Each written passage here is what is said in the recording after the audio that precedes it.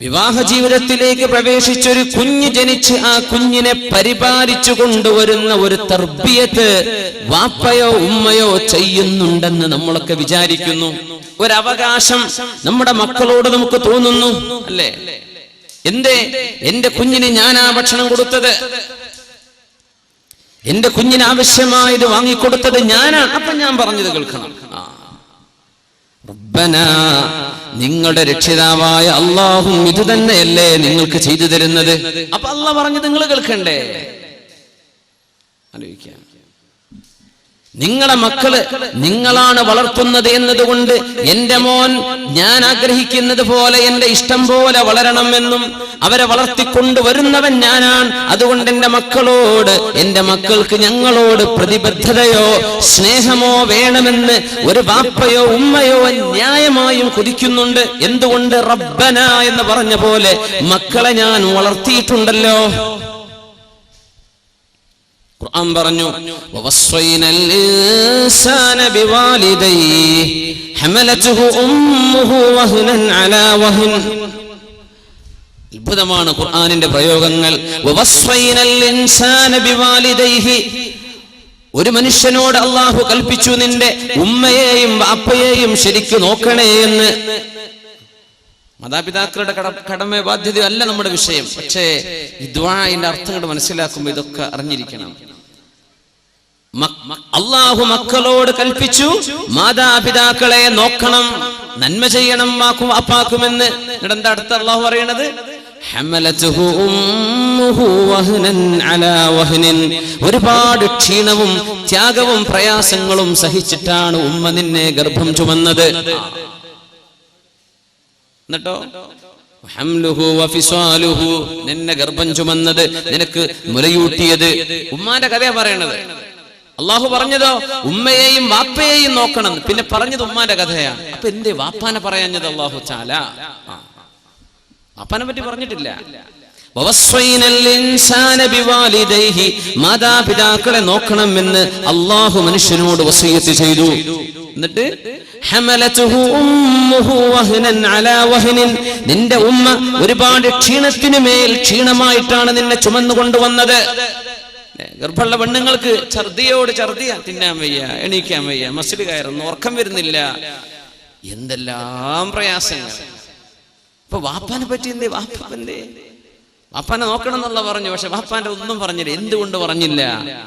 വാപ്പ നമുക്ക് ചെയ്തിരുന്നത് മക്കൾ കാണുന്നുണ്ട്. വാപ്പയല്ലേ സ്ലേറ്റും പെൻസിലും ഒക്കെ, അതൊന്നും ഇപ്പൊ ഇല്ല, ആയിക്കോട്ടെ, നമ്മുടെ സ്കൂളിൽ പോകാനുള്ള സാധനങ്ങളൊക്കെ വാങ്ങിച്ചു തന്നത് വാപ്പയാണല്ലോ. അതൊക്കെ എനിക്ക് മേടിച്ചു തരുന്നത് വാപ്പയാണല്ലോ. സാധനം വാങ്ങിക്കാനുള്ള പൈസ തരുന്നത് വാപ്പയെ പറ്റി നമ്മൾ കാണുന്നുണ്ട്. വാപ്പ തർബിയത്ത് ചെയ്യുന്നുണ്ടോ, വാപ്പ നമുക്ക് എന്തോ നൽകുന്നുണ്ടോ എന്ന് കാണുന്നുണ്ട്. അപ്പൊ ഉമ്മ ചെയ്യുന്നത് നീ കാണും. നീ വിചാരിക്കും വാപ്പ കൊണ്ടുവരുന്നത് ഉമ്മ കുക്ക് ചെയ്ത് തരുന്നല്ലേ ഉള്ളൂ. ഉമ്മ എന്താ ചെയ്തത്? അത് ഓർമ്മിപ്പിക്കുകയാണ് അല്ലാഹു. നിന്റെ ഉമ്മ നിനക്ക് ചെയ്തത് നിനക്ക് ഓർമ്മയില്ലല്ലേ? ഹമലതുഹു ഉമ്മുഹു വഹ്നൻ അലാ വഹ്നിൻ, ഒരുപാട് പ്രയാസങ്ങൾ സഹിച്ചിട്ടാണ് മോനെ നിന്നെ ഗർഭം ചുമന്ന് പ്രസവിച്ചത് നിന്റെ ഉമ്മ. അതിനാ ഉമ്മാന്റെ കഥ പറഞ്ഞത്. വാപ്പാന്റെ നീ കാണുന്നുണ്ടല്ലോ. ഈ രണ്ട് വിഷയങ്ങൾ ചിന്തിച്ചുകൊണ്ട് അല്ലാഹു പഠിപ്പിക്കുകയാണ്, റബ്ബനാ, ഞങ്ങളുടെ രക്ഷിതാവേ, ഇങ്ങനെ ഞങ്ങൾ വളർത്തുന്ന മക്കൾ +2ന്റെ പ്രായമാകുമ്പോ, കോളേജിലേക്ക് പോകുന്ന പ്രായമാകുമ്പോ, ശരീരത്തിൽ ഒരൽപ്പം മസിലുകളും പേശികളൊക്കെ ഒന്ന് ബലിഷ്ഠമാകുന്ന നേരമാകുമ്പോൾ സ്വന്തം വാപ്പയെയോ ഉമ്മയെയോ തള്ളി പറഞ്ഞാൽ അത് സഹിക്കാൻ എവിടെ കൊണ്ടുപോയി വെക്കാൻ മാതാപിതാക്കൾക്ക് കഴിയും? എവിടെയാണ് സങ്കടം വെക്കുക? എങ്ങനെയാ നമ്മളെ മക്കളെയൊക്കെ നോക്കുന്നത്? അവർക്ക് ചൂട് വെക്കുന്നുണ്ടോ? അവർക്ക് പറ്റിയ ഡ്രസ്സ്, എന്തെല്ലാം ചുരുക്കുള്ള ഡ്രസ്സുകൾ, എന്തെല്ലാം ആഭരണങ്ങള്. അവരേറ്റവും നല്ല സ്കൂളിൽ പഠിപ്പിക്കണം, ഏറ്റവും നല്ല ഫുഡ് തിന്നണം, അവർക്ക് ഒന്നും കുഴപ്പം വരരുത്. യാ അല്ലാഹ്, കുട്ടികളെ ചൊല്ലിയിട്ടായിരിക്കും കുടുംബത്തിൽ കശപിശ വരെ ഉണ്ടാവുക. ജ്യേഷ്ഠനും അഞ്ചനും ഒരുമിച്ച് താമസിച്ചിട്ട് ജ്യേഷ്ഠനും അഞ്ചനും മക്കളുണ്ടായപ്പോഴേക്കും അടിച്ചു പിരിഞ്ഞിട്ടുണ്ടാവുക. കുട്ടികൾ ചൊല്ലിയിട്ട് യാ അല്ലാഹ്. അപ്പൊ വലിയ മനുഷ്യന്മാരായവരവിടെ, അവർക്കൊന്നൊരു കുഴപ്പമില്ല. ഈ ജനിച്ചു വളർന്ന 2 കുട്ടികളുടെ കശപിശയെ ചൊല്ലി വലിയൊരു കുടുംബം തകർന്നു. എന്താ ഇതൊക്കെ? നിന്റെ മക്കളെ നീ നോക്കുന്നത് അങ്ങനെയാണ്. ഇങ്ങനെ നീ നോക്കിയ മക്കൾ നീ പറഞ്ഞത് കേൾക്കാതെ വരുമ്പോൾ നിനക്ക് വിഷമം തോന്നുന്നുണ്ടല്ലേ? സ്വാഭാവിക. റബ്ബനാ, തർബിയത്ത് ചെയ്യുന്ന പരിപാലിക്കുന്ന റബ്ബിനെ, ആ റബ്ബ് നിങ്ങളോട് ചോദിക്കുന്നതും ഇതാണ്, ലാ തസ്അൽനി റിസ്ഖ ഗദിൻ ഫഇന്നി ലം അസ്അൽക ഇബാദത ഗദിൻ. നാളത്തെ ഭക്ഷണം അത് ചോദിക്കണ്ട, ഇന്നത്തേത് ഞാൻ നിനക്ക് ഏറ്റെടുത്തിരിക്കുകയാണ് മനുഷ്യ. അല്ലാഹു പറയാം, നിന്റെ ഭക്ഷണം ഇന്നത്തേത് ഞാൻ ഏറ്റെടുത്തിരിക്കുകയാണ്, നാളത്തേത് നീ ഇന്ന് വേണമെന്ന് ചോദിക്കല്ല. ചിലർക്ക് ഞാനങ്ങ് തന്നേക്കും, കൊല്ലങ്ങളോളം തിന്നാനാണ്, പക്ഷേ എനിക്ക് നാളത്തേത് ഇന്നെ വേണമെന്ന് നീ ചോദിക്കരുത്. എന്തേ? നാളത്തെ ളുഹ്ർ മഗ്രിബ് ഇശാ ഒക്കെ ഇന്ന് നിസ്കരിക്കണം എന്നുള്ള പറഞ്ഞിട്ടില്ലല്ലോ, അത് നാളെ ആയുസ്സുണ്ടെങ്കിൽ നിസ്കരിച്ചാൽ മതി. അപ്പോ നാളത്തെ ഭക്ഷണം നാളെ ആവട്ടെ. നിന്റെ ഇന്ന് ഞാൻ ഏറ്റെടുത്തിരിക്കുന്നുവെന്ന് നിന്റെ റബ്ബ്. അപ്പോ അള്ളാഹുവിനോട് നീ എങ്ങനെ കടപ്പെട്ടിരിക്കുന്നു? നിന്റെ മക്കൾ നിന്നോട് കടപ്പാട് കാണിച്ചില്ലെങ്കിൽ, മാതാപിതാക്കൾ നമ്മളോട്, നമ്മുടെ മക്കൾ അവരുടെ വിധേയത്വം കാണിച്ചില്ലെങ്കിൽ എന്തൊരു വേദന, എന്തൊരു വിഷമം. ഉമ്മാക്ക് ഉറക്കല്ല, വാപ്പാക്ക് സമാധാനമില്ല. ഗൾഫിലൊക്കെ കഴിയുന്ന വാപ്പന്മാരുടെ അവസ്ഥ എന്താ? തീ തന്നെയാണ്. എന്തൊക്കെ നാട്ടിൽ നടക്കുന്ന കഥകൾ എന്നാണ്. റബ്ബനാ, ചോദിക്കാൻ പറഞ്ഞു അല്ലാഹു, മക്കളെ ഭക്ഷണം കൊടുക്കുന്നതോ വസ്ത്രം കൊടുക്കുന്നതോ അല്ല നിങ്ങൾ ചെയ്യുന്ന തർബിയത്ത്. അതൊരു വേലക്കാരിക്ക് ചെയ്യാൻ പറ്റൂലേ? ഉമ്മയോട് ചോദിക്കുക, നിങ്ങൾ മക്കളെ വളർത്തിയോ? ആ, ഞാൻ വളർത്തി. എന്തേ നീ ചെയ്തത് മക്കളെ വളർത്താൻ? അല്ലാ, ഒരു ദിവസം 5 നേരം കുട്ടിക്ക് വേണമെങ്കിലും വായിലേക്ക് തിരികെ കൊടുത്തിട്ട് തിന്നുമോനെ തിന്നുമോനെ തിന്നുമോനെ എന്ന് പറഞ്ഞവനെ തീറ്റിച്ചിട്ടുണ്ട്. ആ, പിന്നെ അവന് വേണ്ട വസ്ത്രം കൊണ്ട് കുളിപ്പിച്ചിട്ടുണ്ട്, അവൻ ഒരുക്കിയിട്ടുണ്ട്, അവൻ ഉറക്കിയിട്ടുണ്ട്. ഇതൊക്കെ ഒരു നാനിക്ക് ചെയ്യാൻ പറ്റിയ സംഗതിയാണ്, ഒരു വേലക്കാരിക്ക് ചെയ്തു കൊടുക്കാൻ പറ്റിയ സംഗതിയാണ് ഇതൊക്കെ. ഉമ്മ ചെയ്യേണ്ടത് എന്താണ്? വാപ്പ ചെയ്യേണ്ട തർബിയത്ത് എന്താ? മക്കളൊക്കെ കണ്ട് വളരെയാണ് ഇപ്പൊ. അതാണ് ചെയ്യാ. കുഞ്ഞുണ്ടി മാഷൊക്കെ പറഞ്ഞ എന്താണ്, വായിച്ചാലും വളരും, വായിച്ചില്ലെങ്കിലും വളരും എന്ന് പറഞ്ഞ മാതിരി നമ്മളങ്ങോട്ട് വളരെയാണ്. മക്കളങ്ങോട്ട് ഷവർമയും ബ്രോസ്റ്റൊക്കെ തിന്നിട്ടുണ്ട് വളരെയാണ്. നമ്മൾ മക്കളെ വളർത്തുന്നുണ്ടോ? ഇതാ വിഷയം. മക്കളെ വളർത്തിയിട്ടില്ലല്ലോ. 15 വയസ്സുവരെ യൗവനം എന്ന് പറഞ്ഞിട്ടുള്ള ഒരേ ഒരു ജീവി മനുഷ്യനാണ്. 15 കൊല്ലം. ആനക്കുട്ടിക്ക് പോലും 15 കൊല്ലം അതിന്റെ ശൈശവമില്ലെന്നാണ്. ആനന്റെ കുട്ടിക്ക് 15 കൊല്ലം ആനക്കുട്ടിയല്ല, വലിയ ആന മനുഷ്യനായിട്ടുണ്ടെന്നാണ് അങ്ങനെ പറയാൻ പറ്റുമെങ്കിൽ. മനുഷ്യനാണ് 15 കൊല്ലം വരെ കുട്ടിയാണെന്നും 15 വയസ്സ് കഴിഞ്ഞാൽ 15 കണക്കില്ല, പ്യൂബർട്ടി. പെൺകുട്ടികൾക്ക്, ആൺകുട്ടികൾക്ക് അവരുടെ അഡൽട്ട്ഹുഡ്, തന്നിൽ നിന്നൊരു പ്രൊജിനി ജനിക്കാൻ ഇടമുള്ള തരത്തിലേക്ക് ശരീരം വളർന്നു കഴിഞ്ഞാൽ പിന്നെ ആണും പെണ്ണും ചെയ്യുന്ന പ്രവർത്തനങ്ങൾക്ക് അവർ ഉത്തരവാദികളാണ്. ഇതാണ് പരിശുദ്ധ ഇസ്ലാം. ഉമ്മയോടും വാപ്പയോടും പറഞ്ഞ് 15 വർഷം വളർത്തണം, പഠിപ്പിക്കണം അവർക്ക്. ലാഇബുഹും സബ്അൻ, 7 വർഷം കുട്ടികളുടെ കൂടെ കളിക്കണം എന്നാണ്. ആദ്യത്തെ 7 വർഷം വാപ്പ വലിയ സീരിയസ് ആയിട്ട് മീശയും ചുരുട്ടി നിൽക്കണ്ട, കുട്ടിയോടൊപ്പം എന്ത് ചെയ്യാ, ഒന്ന് ഫ്രണ്ട്ലി. ലാഇബുഹും സബ്അൻ, ഇമാമുന അലി റളിയല്ലാഹു അൻഹു 7 കൊല്ലം കുട്ടിയുടെ ഒപ്പം കളിക്കണം എന്നാണ്. 7 വയസ്സാവുന്ന വരെ അവർക്ക് നുണ എന്ന് പറഞ്ഞ സംഗതി കുട്ടിയൊക്കെ അറിയില്ല എന്നാണ് മനഃശാസ്ത്രജ്ഞന്മാർ പറയാം.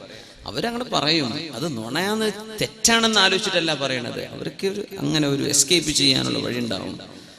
ലാഇബുഹും സബ്അൻ വഅദ്ദിബുഹും സബ്അൻ, 7 വയസ്സാകുന്നവരെ കുട്ടിയുടെ കൂടെ കളിച്ചോ.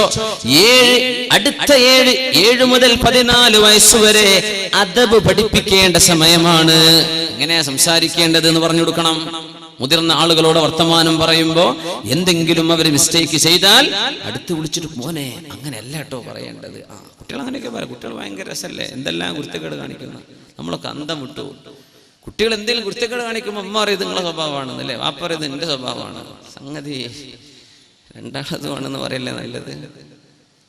അദ്ദിബുഹും സബ്അൻ, ആ രണ്ടാമത്തെ 7 മുതൽ 14 വയസ്സുവരെയുള്ള കാലം അവർക്ക് നിങ്ങൾ അച്ചടക്കം പഠിപ്പിക്കണം.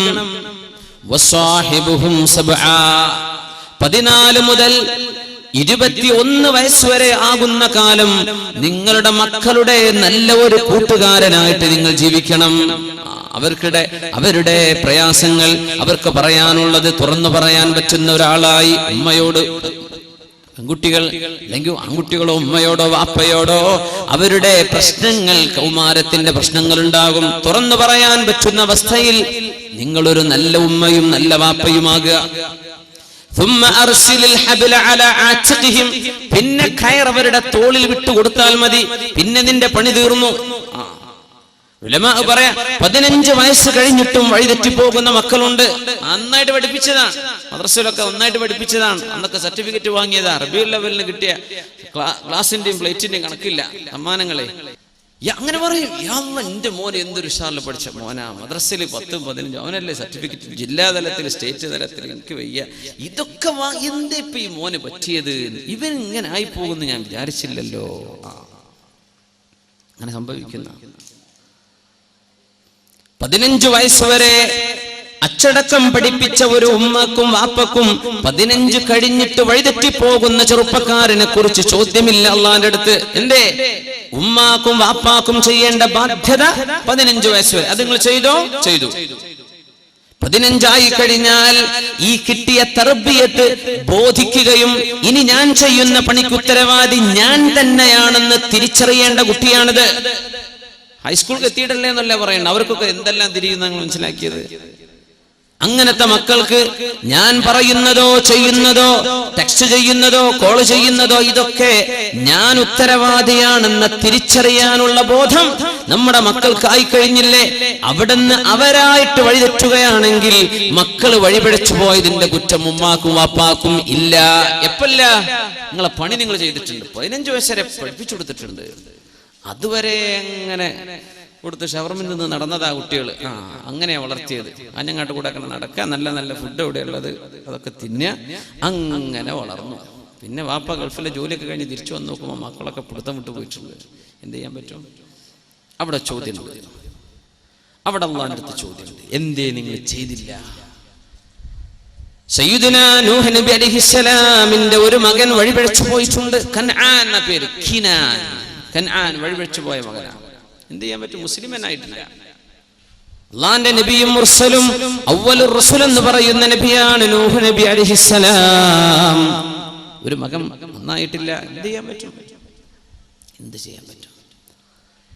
അള്ളാഹുവിന്റെ ചില ഖലാഉകളും ഖദറുകളും ഇടപെട്ട് കഴിഞ്ഞാൽ ഇങ്ങനെയൊക്കെ പലതും നമുക്ക് കാണാൻ കഴിയുന്നുണ്ട് ലോകത്ത്. അതുകൊണ്ട് മുഅ്മിനെ ചോദിച്ചു വാങ്ങിക്കോ, അള്ളാഹുവിനോട് ദുആ ചെയ്തോ. നീ എത്ര പഠിപ്പിച്ചിട്ടും എന്തെല്ലാം വഅൽ പറഞ്ഞു കൊടുത്തിട്ടും ഒരുപക്ഷേ ഏതെങ്കിലും ഒരു സുഹൃത്ത് എന്തെങ്കിലും ഒരു സീഡിയോ ഒരു ക്ലിപ്പോ ഏതെങ്കിലും ഒരു ലിങ്കോ അയച്ചു കൊടുത്തതിന്റെ പേരിലാകാം 15 വർഷം നീ വളർത്തിക്കൊണ്ടുവന്ന സർവ്വ നന്മകളും തച്ചുടഞ്ഞു പോയിട്ടുള്ളത്. ദ്വാരക്കണം, അല്ലാഹുവേ റബ്ബനാ, ഞങ്ങളുടെ രക്ഷിതാവേ, ഞങ്ങളും രക്ഷിതാക്കൾ തന്നെ ഞങ്ങളുടെ മക്കൾക്ക് ഹബ്ലനാ മിൻ അസ്വാജിനാ വദുർരിയാതിനാ, ഞങ്ങളുടെ ഭാര്യയിലും ഞങ്ങളുടെ മക്കളിലും നീ ഞങ്ങൾക്ക് തരണമേ ഖുർറത അയുനിൻ, കണ്ണിന്റെ കുളിർമ തരണേ അല്ലാഹ്. വജഅൽനാ ലിൽ മുത്തഖീന ഇമാമാ, മുത്തഖീങ്ങൾക്ക് മുമ്പേ നടക്കാൻ പറ്റുന്ന ആളുകളാക്കി ഞങ്ങളെ നീ മാറ്റിത്തരണമേ. എന്തൊരു ദുആയാണ്! ചോദിച്ചു വാങ്ങണം അല്ലാഹുവിനോട്. മക്കള് നന്നാവണ്ടയോ? അവര് നന്മ വേണ്ടയോ?